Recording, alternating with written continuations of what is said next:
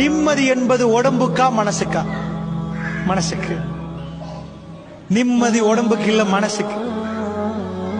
நிம்மதியை தேடி மக்கள் உடம்புக்கு எடுக்கிறாங்களா, மனசுக்கு எடுக்கிறாங்களா? அன்பார்ந்தவர்களே, அதனால வாழ்க்கையில தொழுந்தவங்களுக்கு பிரச்சனை வரும், தஹஜ்ஜுத் தொழுறவங்களுக்கு பிரச்சனை வரும், எல்லாருக்கும் பிரச்சனை வரும். இந்த பிரச்சனை நேரம் கல்புகள் அமைதி பெறணுமா? பிரச்சனை ஓயாது, பிரச்சனை ஓயாது. கல்பு அதை தாங்கணும். பிரச்சனையோட முடிவு சுகமா இருக்கும். நாங்க அல்லாஹ்வை மறுத்து போனா பிரச்சனையோட முடிவு கசப்பா இருக்கு.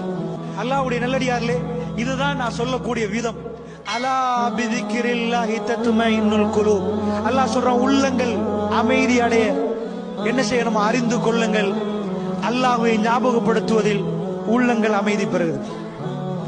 அல்லாஹ்வை எவ்வளவு ஞாபகப்படுத்துறோமோ அவ்வளவுக்கு உள்ளம் அமைதி பெறும்.